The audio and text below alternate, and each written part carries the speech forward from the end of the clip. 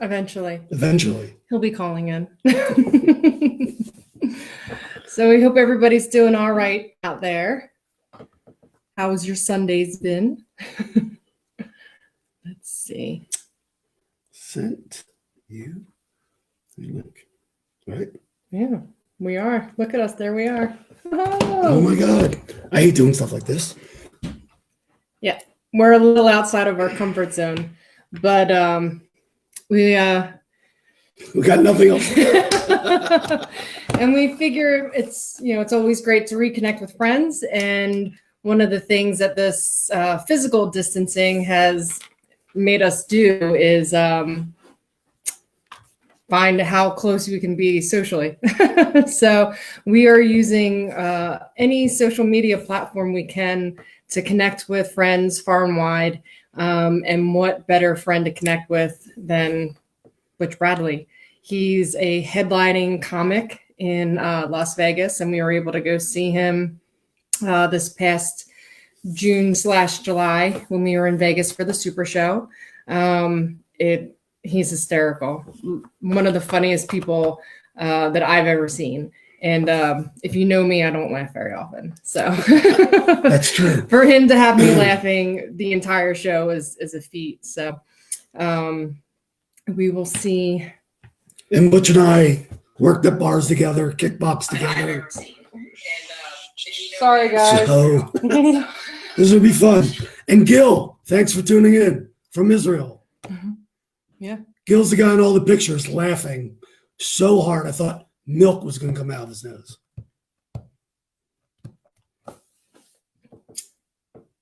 We're still waiting for Mr. Bradley. Go ahead. I'm saying hi to everybody. Me too. Oh, good. So let's see.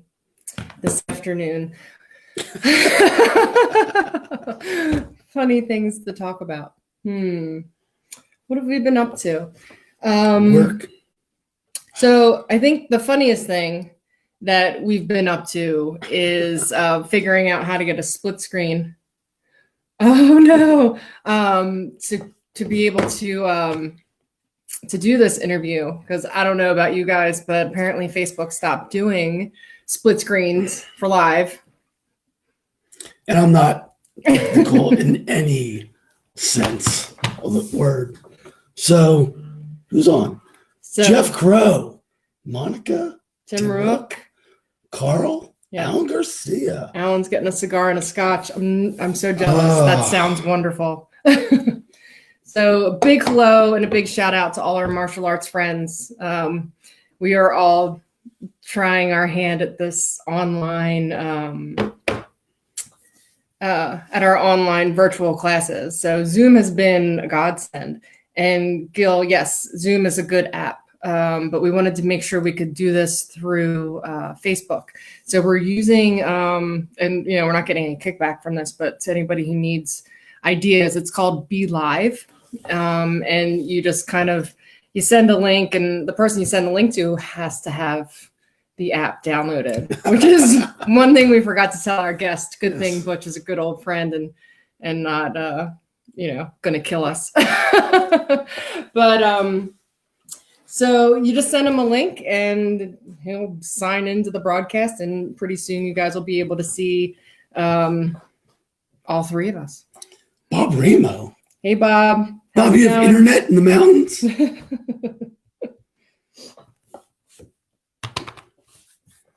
So if you have any questions for us to talk to Butch about, feel free to send them to us, because we have a list, but we probably won't stick to it. Because I'm ADHD, Butch is ADHD, and gets frustrated. So here we go.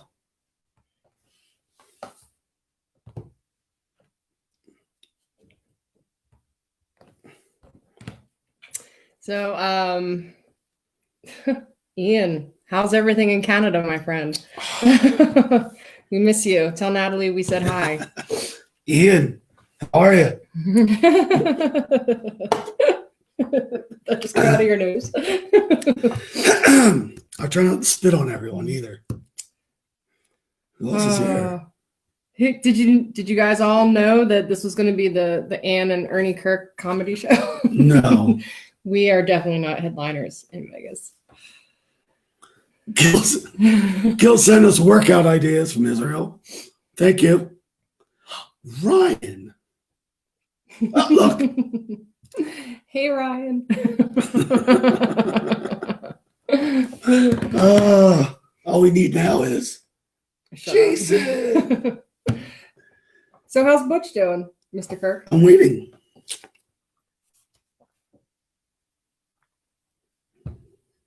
Okay. Let's see. Dead airspace is bad.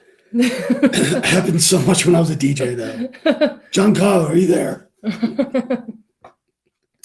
So for those who are tuning in from Ernie's present, I don't know how many of you know this, but he was quite the Renaissance man in college.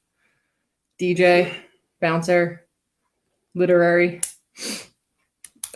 Rocky Horror Picture Show. Rocky Horror, even went to classes sometimes.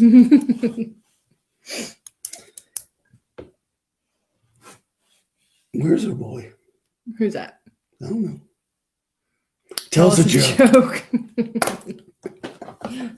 Yeah. I don't know. I don't know any jokes.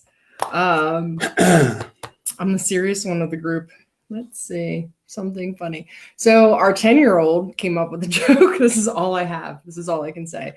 So Isabella, our amazing little girl, created this joke.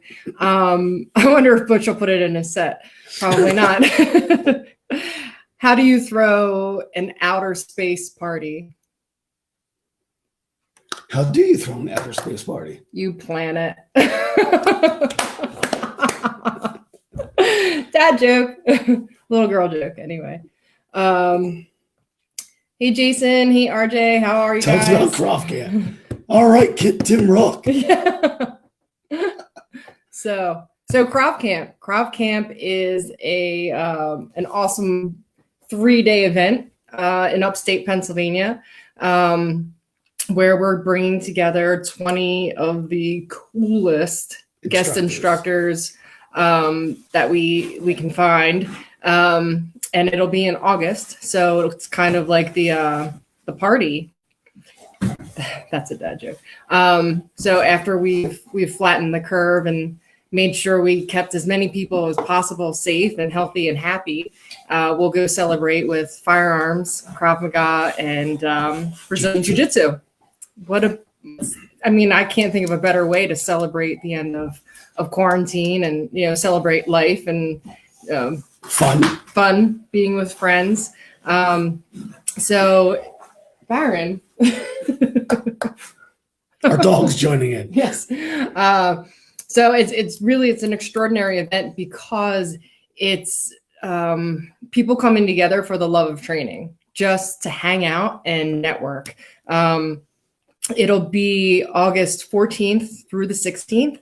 And the instructors range from all different Krav Maga organizations, multiple BJJ organizations, civilians, law enforcement, military. We have a pretty awesome Israeli coming to hang out with us. BK, we miss you. Hope you're going to come in and watch us today, maybe. And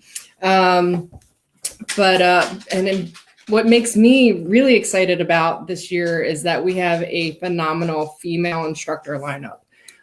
So we have Tammy McCracken. What? Hold on, Butch. Let me get you in, man. Shoot. God. Hold on. There you are. Oh, what a nightmare trying to get into this. Sorry. Facebook tested me like 5 times. They're like, what's your favorite color? What grade school did you go to? So, how are you guys? Good. How are you, man? Good. Those pictures from Margate, from Maloney's, oh my God. I mean, all of the things I remember and all of the things I don't remember, but what memories, Dude, I have so many more. Yeah. Bored. Yo, don't show all of them. Don't show. There's some things that need to be lost, Ernie. Some things need to be lost. How are Oh, you I guys? understand that. They're going to stay lost. Yeah. George Nami. George Nami was the best because he was like the only bartender at Maloney's that would like sort of pour me a drink, but look me in the eye like you probably shouldn't be a drinker. Right. Dude, every picture, George is just so relaxed and cool. I'm like, Normal. He was God. like, yeah, he's normal. He still looks the same. Everybody's running around like 20 something. And George was like, really like a calm, cool, collected 60-year-old man. Like, oh, you guys are having fun. You kids be good out there. Here's another pitcher of Kool-Aid. Yeah. Dude, they used to give us a pitcher of shots and we poured our own drinks. Do you remember that? I didn't drink back then. Well, good thing. I remember it. I didn't drink. Let me. Oh, I'm glad you might be the only one that does remember it. Did I have a good time? You had a unique way to meet people. That's right. You Right. remember you'd act like dog in heat. I was like a dog in heat. I remember also you had a picture of Kenny Sloan. Yeah. Oh, good stuff. Breitinger. So many people. You know, those were the good days. Now you two look like professional martial artists, motivational speakers. I wish. I hate doing stuff like this. This She is so much outside prettier my than you. comfort The zone. camera should be on your honey. That's what I'm trying to do. We're pushing it back and forth. Every time the camera focuses on you and I, we lose a viewer. Right. Right? Seriously. They're like, what happened to Butch and Ernie? Is Ernie sure he wasn't a drinker back then? Dear God. Well, people used to tell Nami all the time. Yeah. I get drunk with Ernie all the time. Right. Dude, you started it. Well, it all started those Margate days. I mean, I always knew you, but it sort of came through Ninja Karate Academy, Yeah. which is like the ultimate 80s, iconic karate club. And I remember seeing you in college and I was really cocky. And I said something cocky to you and you spun around and gave me a baby front kick, like a baby spinning back kick to the stomach right in front of Stockton's radio station. I lost my breath. And then you said, anytime you want to come to the club, let me know. And instead of like, at that moment, I had like either I could, hate this guy or I could be like, teach me that. And I remember Steve and I were like, teach us that. And then we went to Ninja because all those pictures of the karate with Bobby Stork and Guy Logie and Malcolm Perkins, it all leads up to Maloney's and Margate. And then, what the two of you guys do now in the world. It's crazy. Yeah. You think back at some of the crazy stuff that we did. Right? Sparring on broken glass, on tacks. Why? Because our sensei was just crazy. You sort of warned me, but now that I think about it, you lured me into that club and you didn't tell me a thing. I would do that all the time to people. Do you do that stuff at your club? Do you two teach? Like, do you throw tacks down and go, keep fighting? You don't know what's going to happen. You need to keep fighting. No? Do you hit their hands with a hammer if they don't pay dues on time? No, but Ann might take that idea. Yeah, well, that's what Sensei did, Ann. He put our hands down and he would say, pick a finger. And then he'd hit that finger and he would say, go find me a roll of nickels. Hey, Glenn says hi. Hey, Glenn, how are you? Oh, my God. So many incredible, martial artists came out of that club. Yeah. God, remember, what was that one, guys? God, there's so many. So many of you. You guys were all like an anomaly. I went into that dirty little stinky. It was hard to breathe. You had to adapt to the disgusting odor of that club. I remember being away years later, coming back and whoa. It was disgusting. Jason Kreisman. How are you, Jay? Jay, yeah, I had a blast. I mean, karate still to this day. Now I train in Vegas, but I think it's a lifestyle choice. And I think we were really blessed to come through early elements of Krav influenced sparring. Now do you think were we learning Krav sorta? Dude, I think so. Because a lot of what I learned at Malcolm's Yeah, like because it was it Long was it Beach. was a keto. It was like board breaking. It was, fighting No to attack contact. people. First night. It was kickboxing. It was everything insane. And all the other comedy clubs were doing katas, and they were on their second black belts, wondering why our yellow belts were beating the shit out of them. My first night at Malcolm's, they're like, here's a jab, here's a cross, here's a front kick. Put Right, those gloves in, get in the ring. right, And you're like, right. It yeah, was such an incredible experience, and to think like at our club, you didn't even see a yellow belt for 7 months. You yeah. didn't see any real belt for 4 years. Our black belts were 6 to 10 year minimums. It was incredible. I just loved it. It was and it was fun too because I was always little, so I could go out into crazy Margate and go to Maloney's, and God forbid something took place, they would be like, "What just happened? How did that 5'10" freckle faced kid beat that 27-year-old man?" You know, it was At fun. Red, most of the bouncers. I Well, remember you hired me at Reds to work one of the doors, and didn't realize how young we were. And I was working one of the doors, and I remember a handful of guys that were really bully-esque come to the door, and I carded them. And the one started in on me, and his friend said, "Yo, he's at Ninja now. I don't think this is a good idea." And I was like, "Oh, all right, yeah." It's like Cobra Kai. We were like Cobra Kai.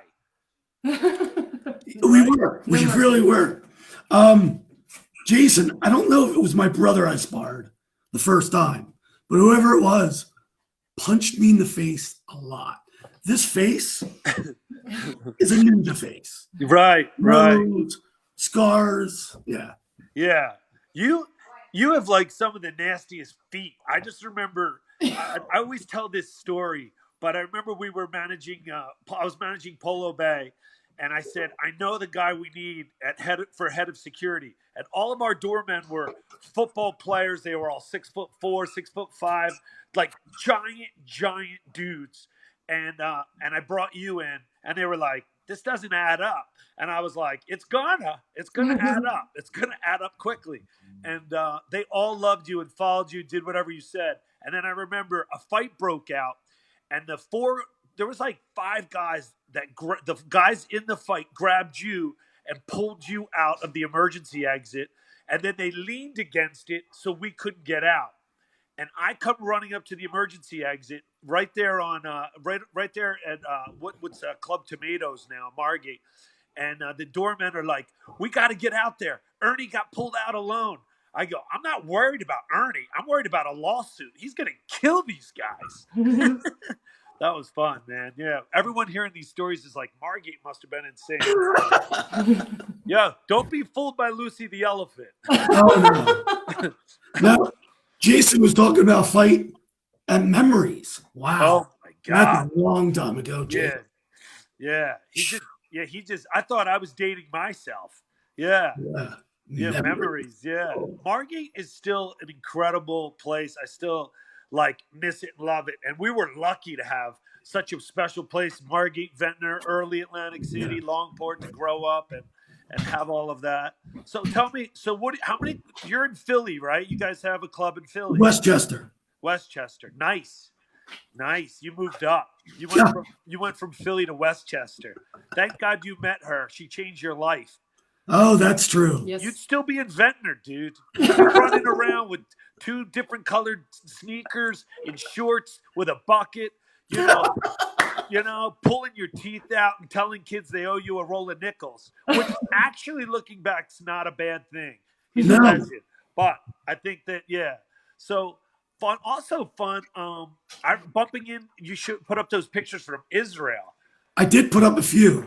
What? Gil, the guy that you made laugh so hard, is online too. Yeah. From Israel now. Yeah.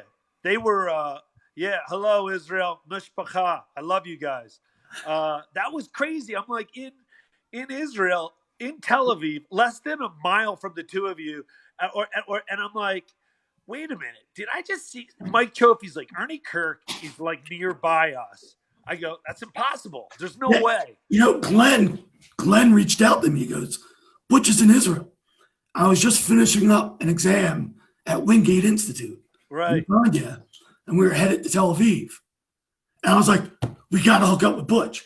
I was with all these people. They don't know who you were. Right. Like, come on, guys, you got to meet Butch. Monica, Danilo from Italy, Gil, Brian that you were hugging. Yeah. You had a crew. That was a fun night. That was a real fun night. That was a fun night. And I think that was the first time I had a cocktail with you in our whole life. I think so. Because I was like, I'm not drinking. And you go, let's have a drink. And I went, what? I go, all right, I'll have a glass of wine with you.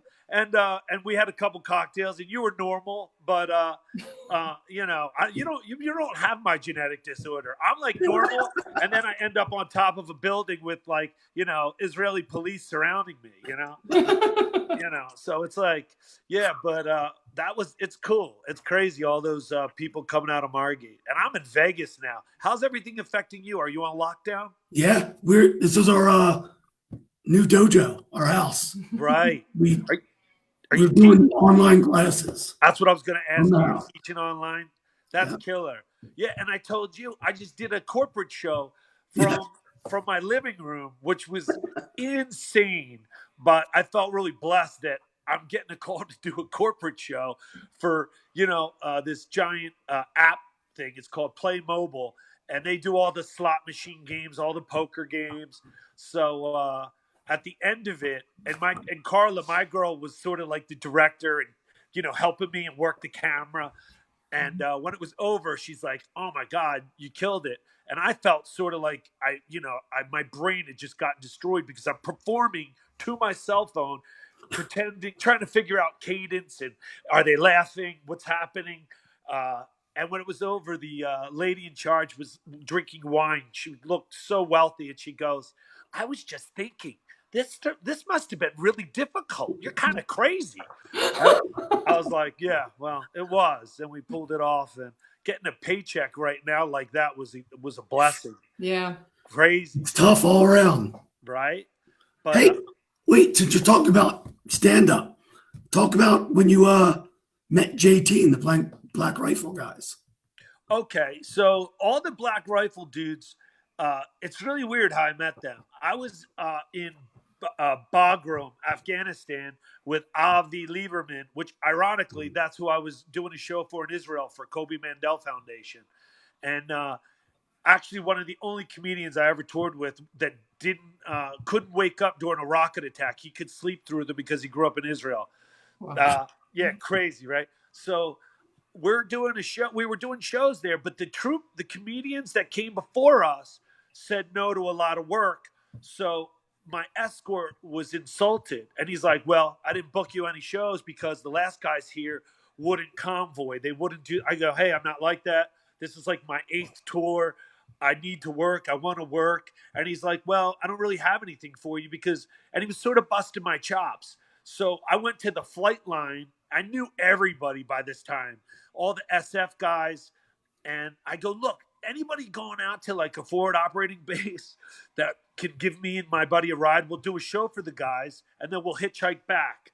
This, I think, obviously, you can't really do these things, But so this guy walks over to me with sunglasses and he's like, "Do you really want to go to a fob?" He goes, and he looked like a CIA guy. I go, "I'm dead serious." He goes, "I'm not in an armored aircraft. It's not a Black Hawk." He goes, "There's 2 of us." And it goes, "We're an unmarked plane." He goes, "But I think you're really sick. And I like your attitude."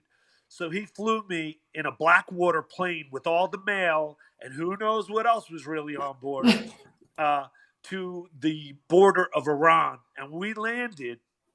And one of JT's boys greets the plane, an SF guy. And I get there and I come out and I have a Boston hat on and there's a Boston SF unit attached to them.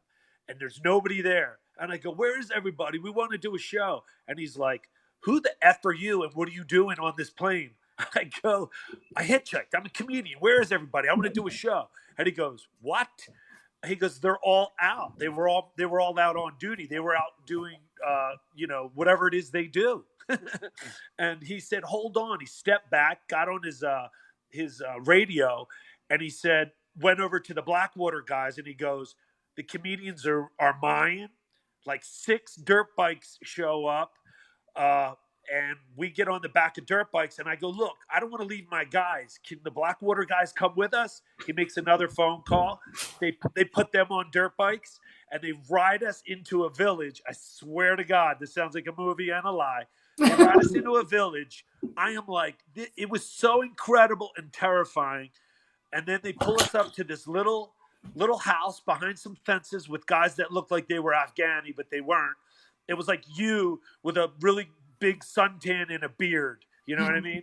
And this guy comes out with a Boston hat, little guy, like 5'4", mean as hell. And he goes, what are your intentions? I go, I just want to do a show. And he goes, we need you. We just lost a bunch of guys. And they walked us through their Special Forces compound, all those dudes that are connected to Article 15. And I went out back, and they were all on couches and makeshift things. He walked up, gave me a shot of Tula Merdu, Irish whiskey. I go, I'm not really drinking. It's 125. He goes, you drink. I did a shot. He made me do another shot. He made Avi do 2 shots. And then I went up to Avi. I go, pretend it's the Tonight Show. And we performed without a microphone. Avi crushed. Do 20 minutes. I went up. I crushed. Attacked them. I got a signal. Blackwater. They threw us on dirt bikes. Brought us back to the airplane. Flew us back to Bagram. I land in Bagram. My escort is screaming. He's like, what the F? Why am I hearing from commanders? There's 2 comedians on a fob an hour flight away. How did you get it? But I go, his commanders love me so much, they let me off the hook for what I did. All the Article 15 boys become my friends. And then about 2 days later, the head of Blackwater in a group of security comes to meet me and goes, thanks for what you did. Don't ever let me hear you're on one of my airplanes again. So then I get home, and all those boys show up at a show, and they're like, you don't know who we are. And I'm like, no. And they introduce themselves. I'm like, get the hell out of here. It's you. They started the T-shirt company. They put me on all of the Drinking Bros podcasts. They put me on all their stuff. They put me in the Article 15 videos. They send me swag. We're just boys, you know. I talk to them all the time. So Nice. yeah. The best thing that came out of that was one of them became one of the lead Apache pilots there is in American history. He sent me a selfie in combat over Afghanistan. Yeah. So did I say too much? We're kind of probably the government's going to go through this. You two are involved now. Yep, redacted. Yeah. Hey, Mike Pennock is watching. I miss Mike Pennock so much. Mike Pennock was like one of the first friends I had, like I saw, and I'm like, oh, he's cool. Like he was like iconic, cool 80s. He knew the music. He acted mature. He was a lot of fun. He had cool hair. I was like, I'm cool, but he's doing the 80s a little better than I am. Right? John Kyle and I remember getting home for spring break, and John Kyle's like, what are you doing this week? I'm like, nothing. He goes, want to go to Florida? How? I'm going to talk Mike into driving us. So, I'm hanging out like coins for money. Yep, right. Like, Mike drove us to Florida in his Jeep. That was a fun time. Yeah. Michael Pennock. We love you, Mike. He's a great dude. I miss him. I look at all his pictures and all. Yeah. He's in New York. I believe he's in New York City right now. But he's one of the. I get lucky from touring. I end up seeing him. He's close to 50 sure now. I'll bump into him soon. But yeah, good dude. Yo, man, Paul Landreth Smith from Vegas. The guy you're shooting with. He's one too. Yeah, and I'm at the Stratosphere 5 nights a week once all of this is over. Friday to Tuesdays, 10 p.m. And I just re-signed for 3 years, which is incredible gift. I'm like one of the only non-celeb residents, you know? It's like me, Lady Gaga, and Aerosmith. You know what I mean? Congratulations. Congratulations. Yeah, thank you. It's cool. And then the day after I get that. I come home and Carla and I celebrate. We're excited. Everything's going well. And then we're both told we're off for 30 days minimum. We're like, what? Yeah. But yeah, all of this will work out in the end. You know what I mean? It's crazy how big it's gotten. But after touring after 9/11 and all that Vegas has ever been through, you know, the world will be resilient and we'll be okay in the end. As long as you know, I mean, honestly, right now, it makes you so paranoid. You watch the news. You watch the news. You watch the news. At that, you know, halfway through the day, I'm like, hey, babe, you need to sleep in the other room. I don't know. You know what I mean? But people are getting crazy. It makes you crazy, though. To go out. I saw a guy in a full gas mask. Right? No, but you know what? Carla's been crushing it. I thought I was going to be like, no, it didn't affect me. But like 5 days in, I probably had 6 anxiety attacks. I'm like, oh, the bills, money, life. What are we doing? Oh, you know, and she's like, babe, we're going to be fine. But then we played board games. We played Monopoly. I trust Carla with everything in the world, but after playing her in Monopoly and she's selling me back our hometown, you know what I mean? And then she keeps throwing this line out. Butch, it's our money. No, it's not our money. In real life, it's our money. In Monopoly, you're trying to sell me back the boardwalk and you haven't even been there. Like, how can you sell me the boardwalk for twice its worth?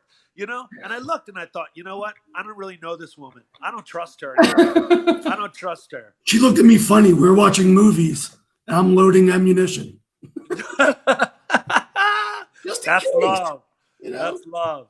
That's not the scary part. We played Risk with our 10-year-old, and Ernie's like almost cheating. Basically, he's like, "Oh, you're not paying attention. You're going to miss your turn." Every time he wins, he's destroying our 10-year-old. He's like, "Yes, yes." I'm like, "What are you doing?" Destroying her also. Yeah. Oh, I lost every time. But it was just like, "Who are you?" Risk. The world, I can't believe you brought up Risk because we bought Risk.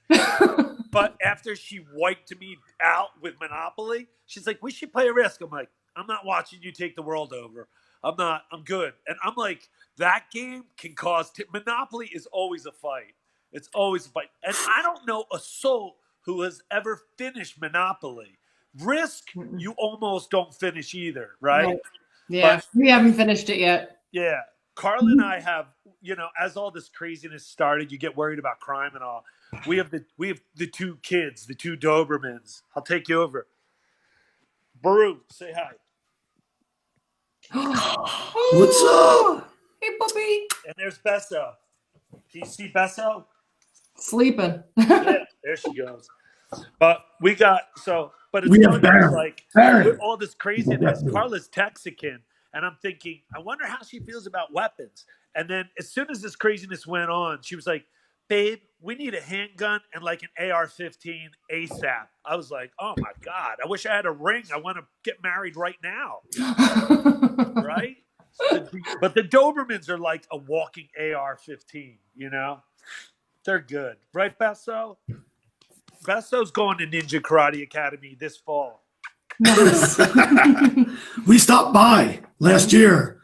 See Ryan. Yeah.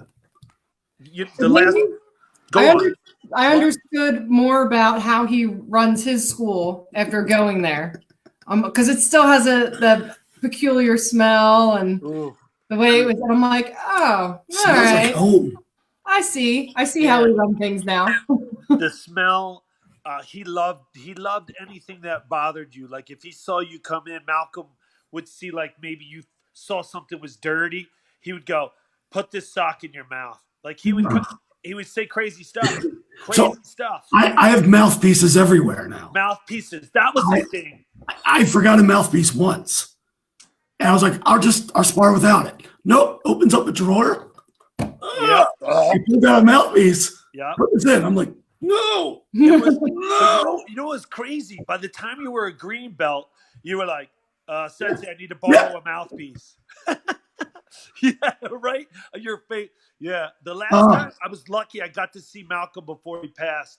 I told a buddy, I got to stop in. I was doing a show at the Comedy Stop. It's like years ago. and I pop in and I peek in with Brady Middlesworth. Middlesworth was with me, and we pop in, and he's on the phone, and class is being taught, and he's on the phone, and he reaches down and he holds up a board, and he goes, "Blue eyes, break this over your head." I hadn't seen him in years. And immediately his eyes light up. He's still holding the conversation. He goes, "Break this over your head." I was like, "Sensei, aye." He goes, "Break it over your head." Class is still going on.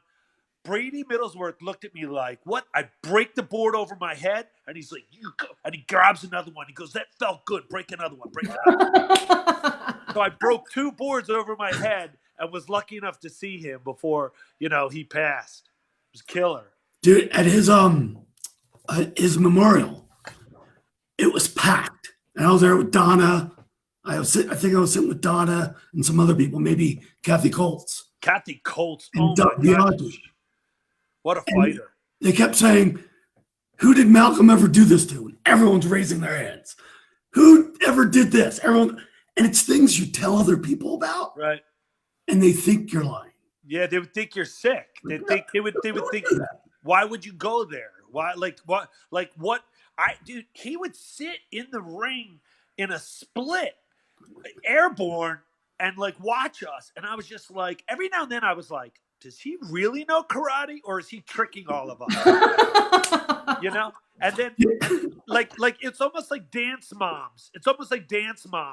I was like, can she dance? But then every now and then, Malcolm would jump in the air. I saw him get really angry. He jumped up in the air, threw an aerial spinning back kick, cracked this dude in the chest, dropped him. And I was like, okay, he knows a little something, But he was, I don't know, different character. I can only imagine how you two teach. You probably have people tied up underneath the desk you're at. Not anymore. Jason Kreisman said, remember when he said, "Put your gear on, get in the back room"? And you're like, shit. Because that's when back room was deadly. Malcolm will be in the back room with a couple people. It was like a class within a class. Yep. We were just going to get beat up. Yep. It was, I stopped by Logi's. I saw online Logi was teaching his son. Guy Logi was just beautiful martial artist. So just cool. It's crazy that, he came out of that whole experience sort of normal. But if he had to fight, right before he fought, he'd open up a drawer with dirty mouthpieces and put one in his mouth. And you go, oh, he's one of us. He's one of us. Yeah. I was there Logi's first night because he was a boxer beforehand. Right. Yeah, Logi's a tough. He used to with Kevin Killer Watts, remember? Yes. Yeah, Kevin Watts. Pleasantville boxer. Just the word Pleasantville. Anything after that, you don't want to fight anyone from Pleasantville. No. You just don't. You know what I mean? I put a picture up. My first year teaching school, Chelsea Junior High, and the night before, Kevin Watts was in sparring. I caught something. I had a shiner for school pictures. And, never mind the mullet and the big glasses. I'm trying to hide the shiner. And that mustache you were into, that porn detective mustache. Because we were so young working at bars. Dude, you're a decent looking guy, but you just fought, you tried to go again. You didn't care. And your personality, you always had girls thinking you were adorable. And I'm like, do you not see that mustache? Do you not?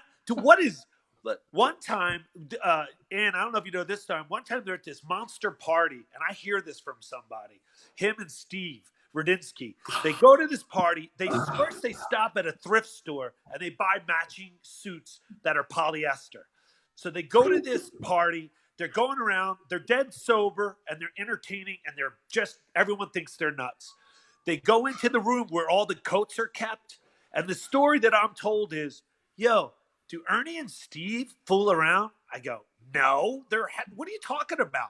They go, we're at a party. These two go in the other room, take all the coats off the bed, they get down to their underwear, and they get under the blankets, and they wait for the next person to come in to put their coat down or to grab a coat. And I guess they came in and went, oh, sorry. And then the whole party is like, Holy God, Ernie Kirk and Verdinsky are in the other room. So wait. And only Okay. those two wouldn't care. They're like, oh, yeah, we're loving Sort it. of correct, but not really. We did buy suits. It was for this girl, Chantel, her Okay. party in Ocean City. And for some reason, I thought it would be funny. Let's take off our shirts, get under covers. And I thought Chantel would walk in. Her roommate walked in. And Steve's like, oh my God. And she's like, oh. And then Chantel comes in and starts yelling at us. Right. I was dating her. But there Oh, were my some God, the girl guys- you were dating's house? Yes. But there were some guys making remarks Okay. out in the other room. Like, and there's like 4 of them. And Steve turns to me and goes, how funny would it be if we just kicked their asses or something? And she's like, no flight to my apartment. No. And Steve's like, if they start with us, Yeah. it was just hysterical because they were like getting louder. You two out in your Steve gets underwear, real just calm. beating them up in your underwear. Yeah. Steve's like calm. That would be kind of funny, wouldn't it? Yeah, right. Funny. Yeah, Steve. Oh, my God. Denise. Hey, I met Denise. Brzezinski through the whole ninja starting thing. Like, we met, in college at Stockton. I heard he did karate, and he was a Pi Cap. I was a Teak. And I went and I go, oh, there's that guy, Steve. They say he studies karate. I was like 5 beers in. Imagine that. I go running across the courtyard. I lay him out, and I go, what's up, buddy? I heard you train. I just sweep him. You're like, ninja. And then I run off. And then like 2 weeks later, I'm in a teak party. And I just remember being airborne. And I land on my face. And I sit up. And I have to stop the whole teak house from jumping on him. And he's like, now we're even. We were best friends ever since. And then we joined. Then he joined Ninja. Yeah. You know how I met Fui? We were hooking up with the same girl. That's too much And we would like information. walk by each other and just stare at each other. And then he was running the karate club at Stockton. Who I was? walked in there. Philly was. Oh, was he? One of the instructors. And he was making fun of like, I don't do things orthodox. I don't do pretty kicks or anything. Yeah. I'll throw like a body kick. He's like, that's not the way you do it. I was like, okay. Because I would show up, not wear a belt, just train. And like, he showed up in Ninja one night and I was teaching, I think. Oh. And I was like, oh, you, come on in. And we were great friends ever since. After you broke 2 of his ribs. That's really nice of you. I didn't do that. Dude, how many times I left Ninja and I just thought, I hope nothing happens now because I'm exhausted. I have a black eye, and I would go everywhere. I would always have a mouse, like that little black eye underneath the eye and ribs. My chest was always black, like black and blue, always recovering from kicks and punches. And I think at the time we were the only full contact club in like one of the only full contact clubs in like the tri-state area. Yeah. So everyone was like, you're training at that crazy club. That's not real karate. I was like, well, it seems to work. Dude, I remember the first time I got punched in the face working at the bars. I was like, shit, my brother hits me harder than that. Right. Like, no big deal. Wait, Michael Pennock wrote, if you and John Kyle would have pulled that prank in Daytona, you may have gotten more than you bargained for. Oh, Mike, I remember that. You wouldn't have been up for it. I kept playing the Dead Kennedy song for you. Yeah, I remember Oh, a my lot of God. weird road trips during the Polo Bay time. Like with that, those Polo Bay days were so. And we there was like Polo Bay, there was Gilhooly's, and all these bars, and then we would go down the street to the bar that didn't close till 3:45. So most of us would earn our 120, 140, 150 bucks, and then we'd go spend it at Maloney's. That's why George Nami's probably in a 12-bedroom mansion on the Point in Longport, and his kids are all in Harvard. George, George, can't you just send me like 10 grand back to me? Just 10 grand, okay? Right? The Jimmy, Adorno, Joey. I remember that bar. Oh my God! Anyone listening that doesn't know Margate, when I moved to Boston to start comedy, I got a bartending job, and they didn't have a doorman.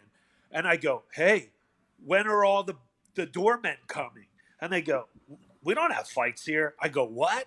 I go, where I grew up, you had to have at least 10 to 15 doormen.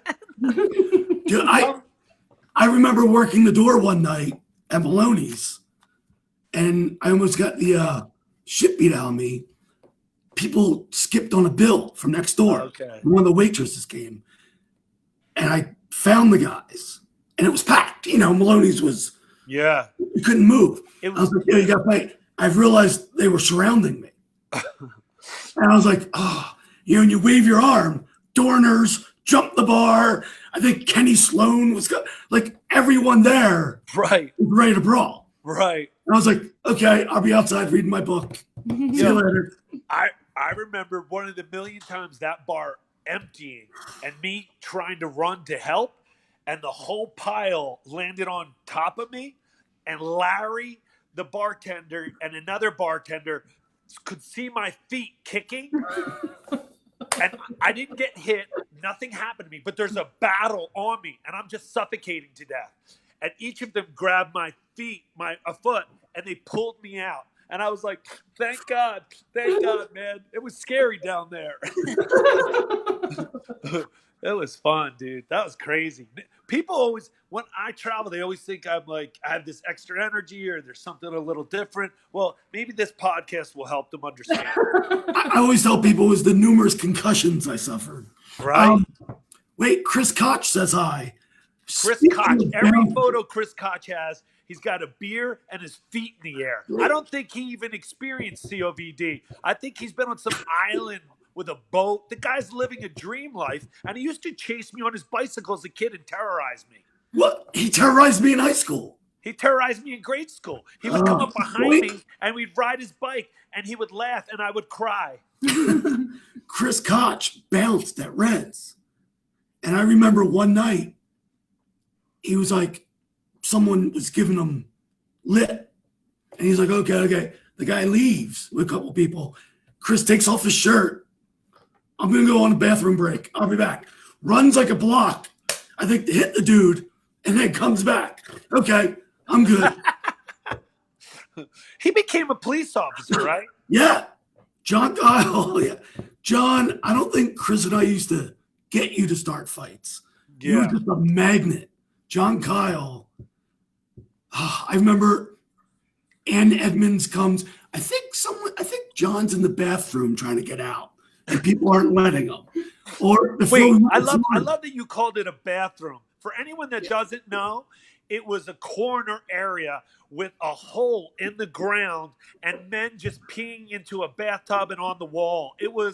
It took a lot of drinks for you to get courage to go stand near 12 other men and be splashed by urine. Oh.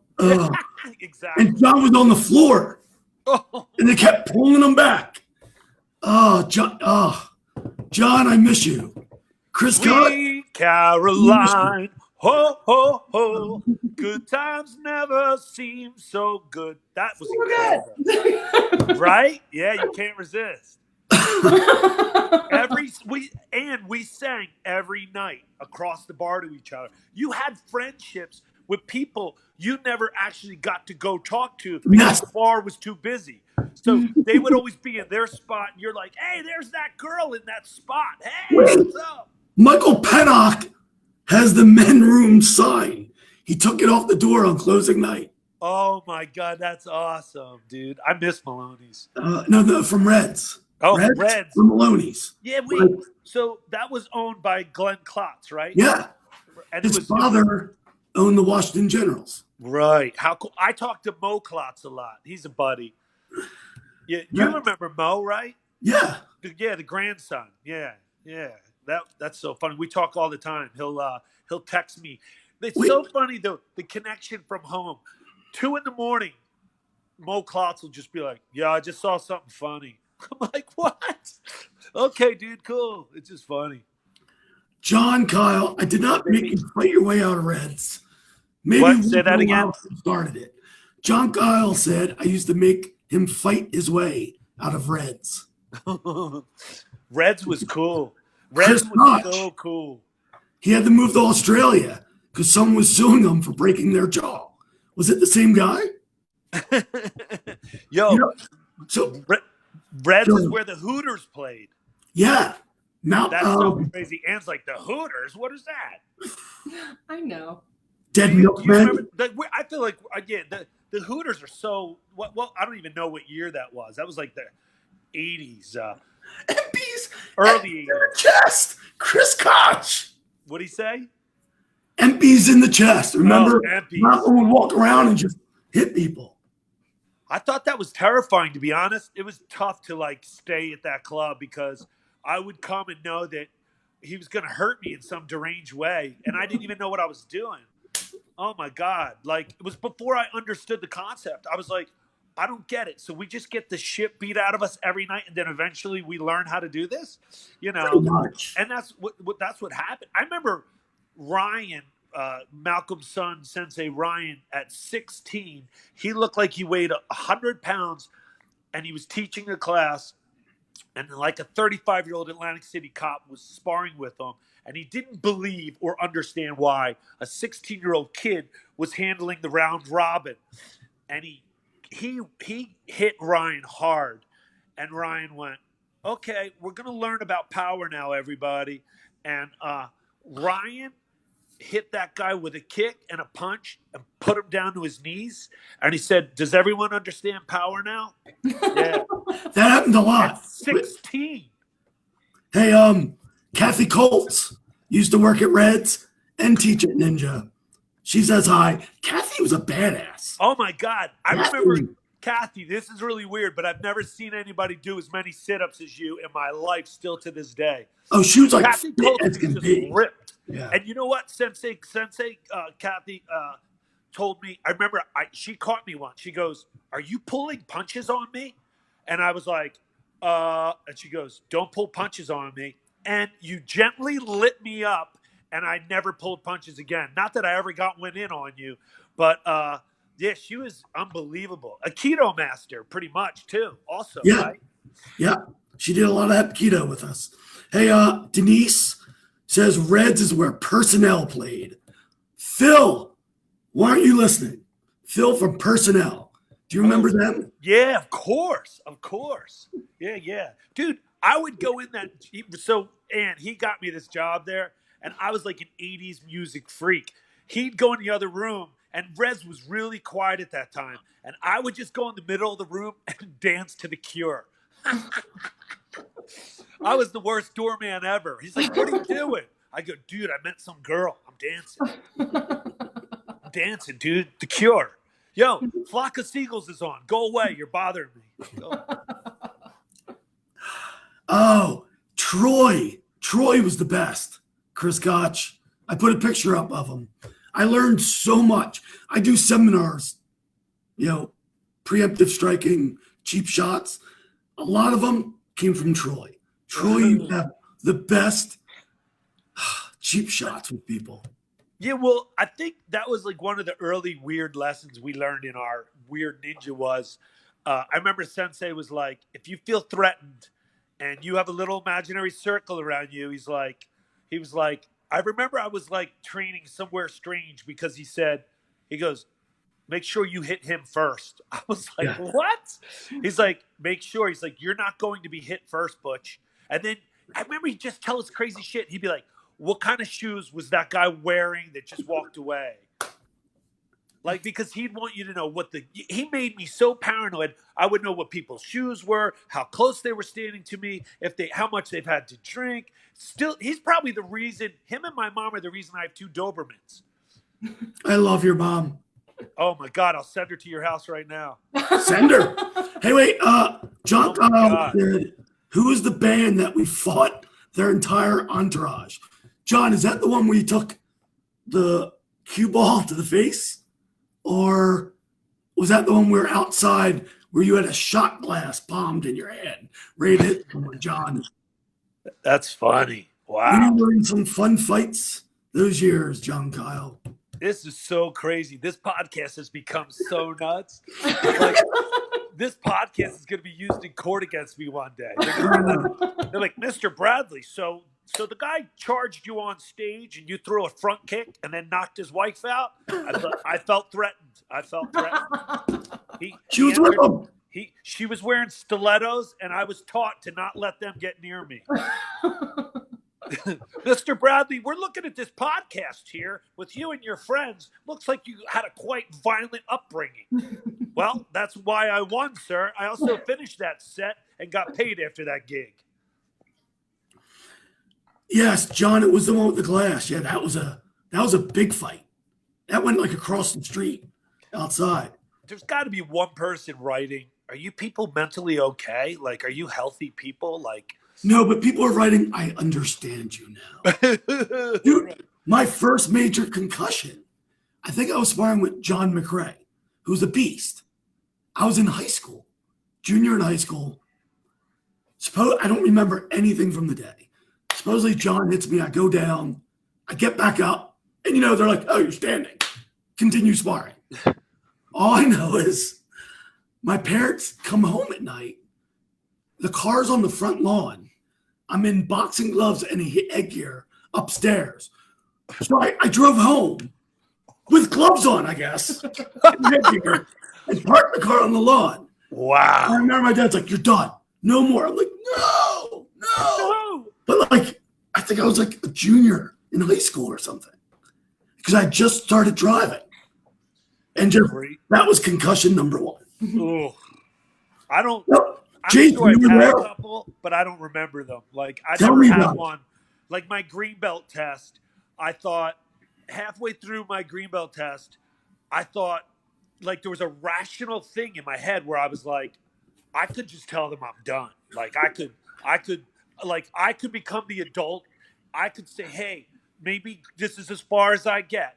Like, your club's great. You guys are cool. We'll be friends. But maybe I don't get a green belt. Like, this is insane.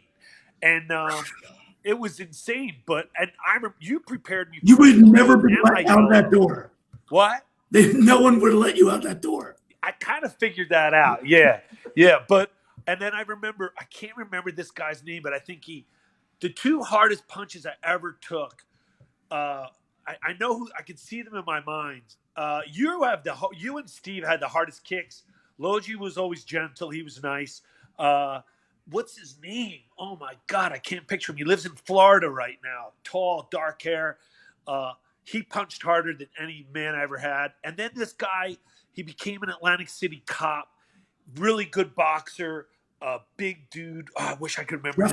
What was it? Eric Scheffler? I never sparred Scheffler, thank God. I knew him from when I was like in fifth Wayne grade. Nelson. What was his name? Wayne Nelson. No, one keep going. Jason? Anyone else? Tommy. Oh, Tommy Ellison? Was it Tom? His name was Tommy. All I remember is he hit me, and it sort of had like one of those. I had like okay, I'm gonna die here, and I went all in, and I had fought 2 people in, 3 people in, 2 people. I did my board breaks, all my brick breaks, all that stuff, and I had Tommy Ellison. Tommy Shaw. No, Ellison. Wasn't it Ellison? Jason says it's Shaw, but well, anyway, you know what? I probably had a concussion. I think the guy's name was Bob. Right? Who knows who hit I have fact checkers right here. Right. But yeah, those and then you trained me for those. Bobby Sensei Stork trained me for brown belt, I think with Sensei Colts. Or blue belt. She trained me for blue belt. I can't remember. She might have trained me for brown belt, and then Bobby blue belt, one of them, and then of course black belt. I was in black belt training. That's when I started comedy and moved to Boston. So I never officially got belted. So I got to come back and spar you and Ann and get it.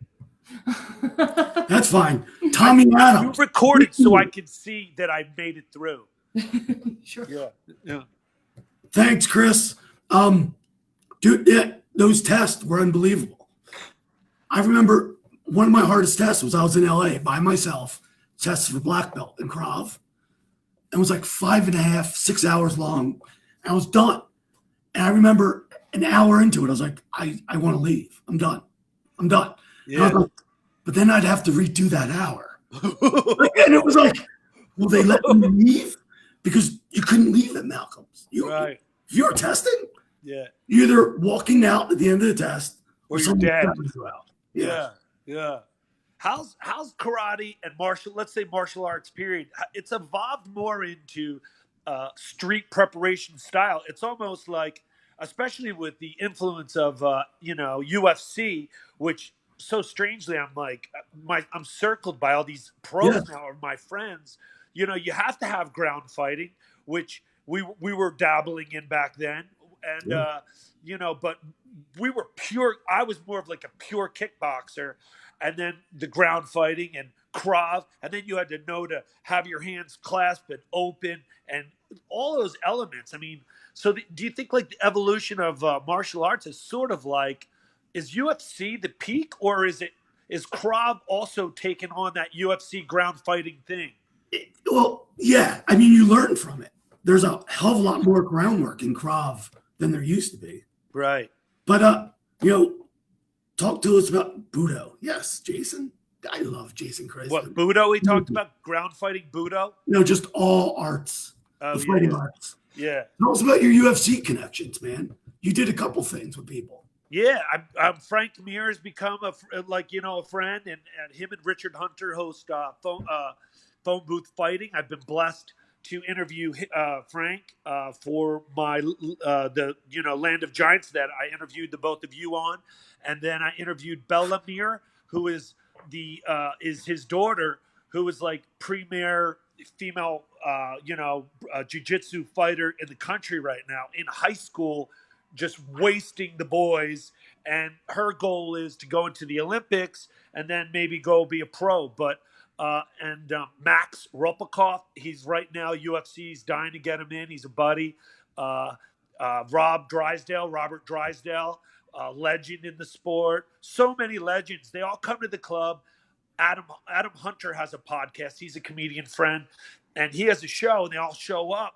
And I just started becoming friends with them. And then, believe it or not, JT from Article 15, he's friends with all those dudes. So when they have parties in Vegas, we end up going over there after shows and connecting and interviewing them. And it's cool. They just come to shows, dude. Rock stars and that club. You know who was at Master Ken was there the night we went.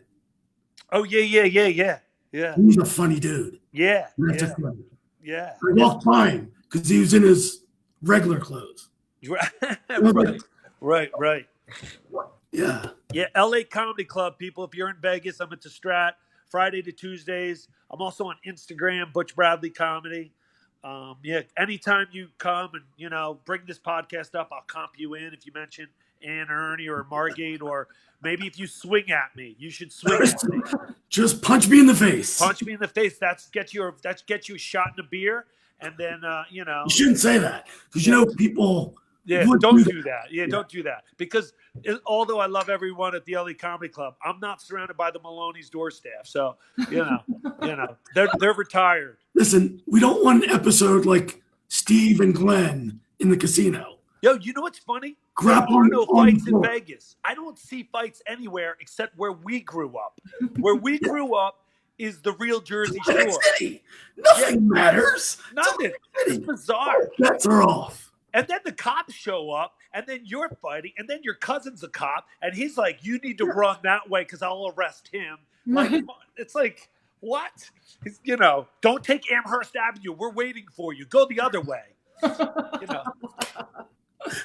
Yeah, it's like bizarre. That's happened, yes. Yeah, because I have a family that are police, fire. My cousin Keith is a state trooper, and it's still like Boardwalk Empire. I had a buddy who was at Tony's. He texts me. He's like, "I'm about to get a DUI. Anything you can do?" I go, "I might."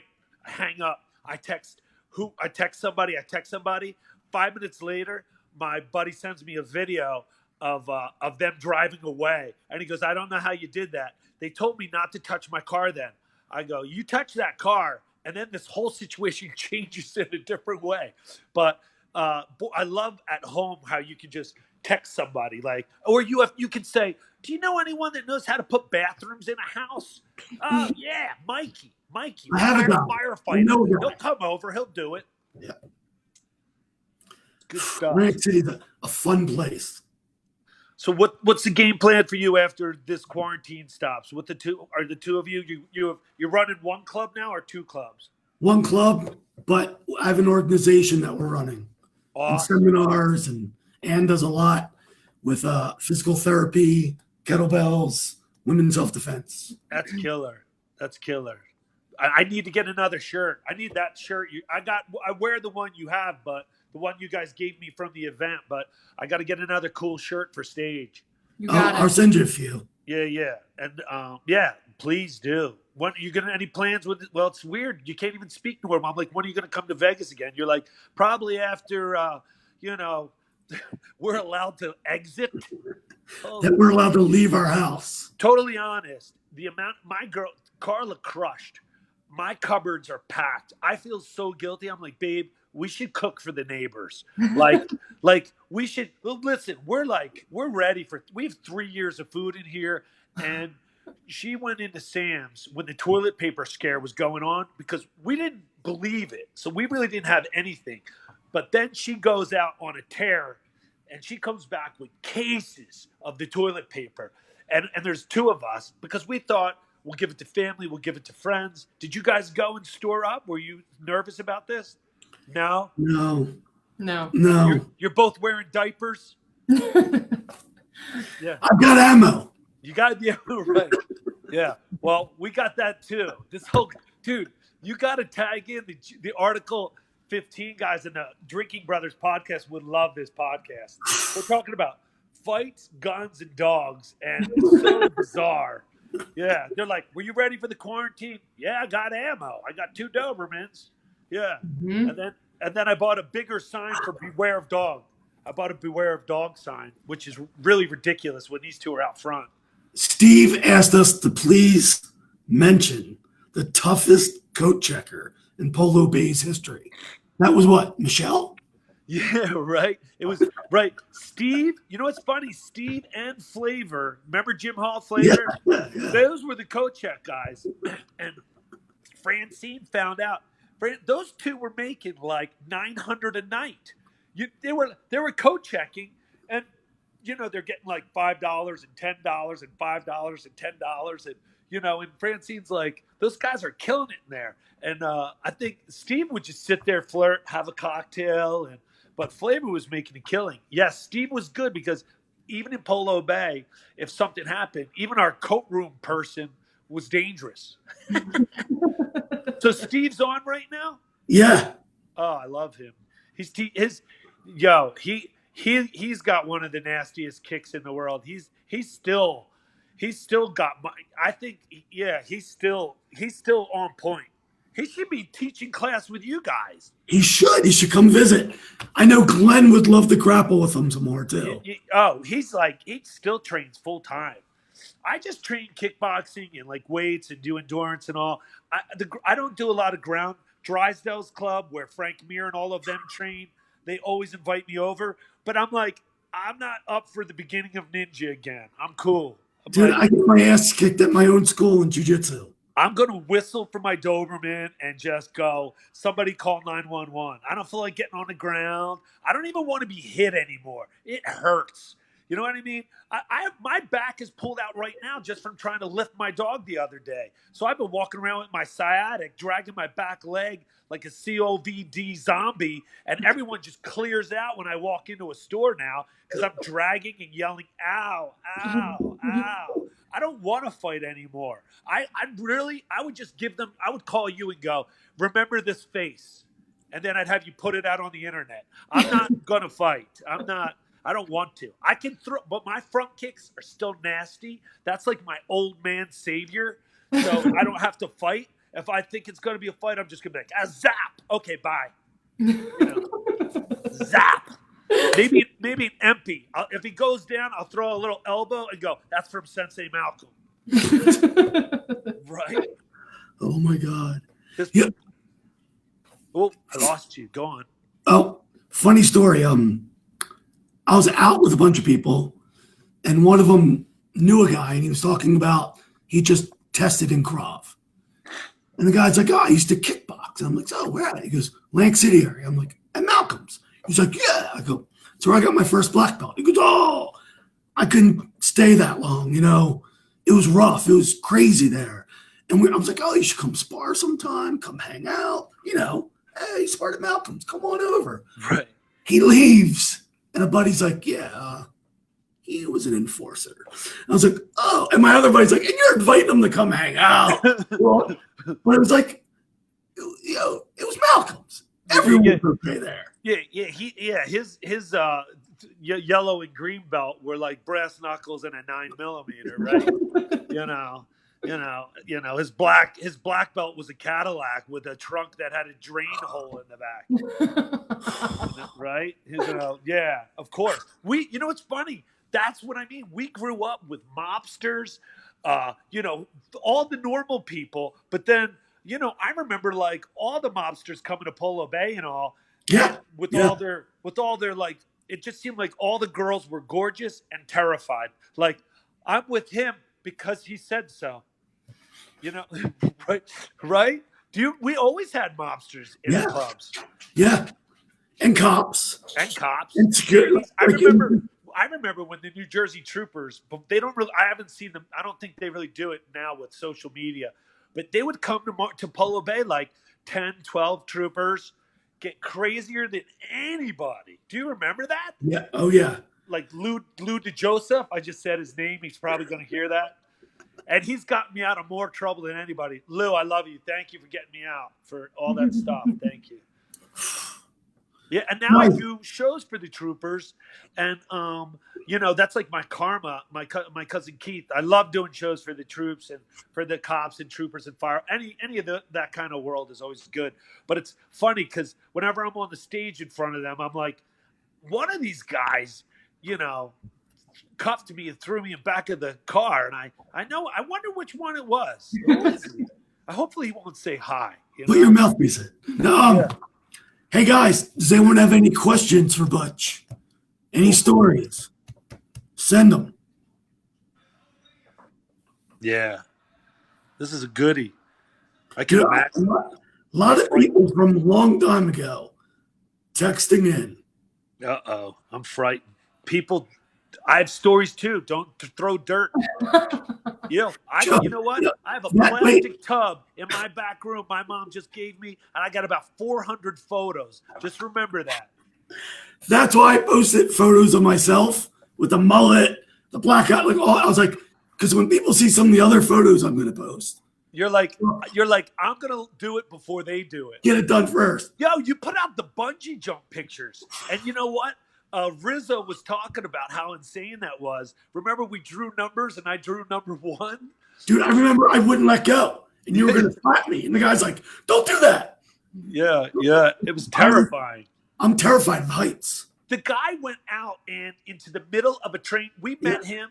We had to signal with our hat, and this man in a van. We followed this man into the Pennsylvania woods in a van, like 12 of us, and he got out with a giant bungee and a piece of machinery, and we followed him out onto a train trestle with the space. Like if you stepped in between, you fell to your death.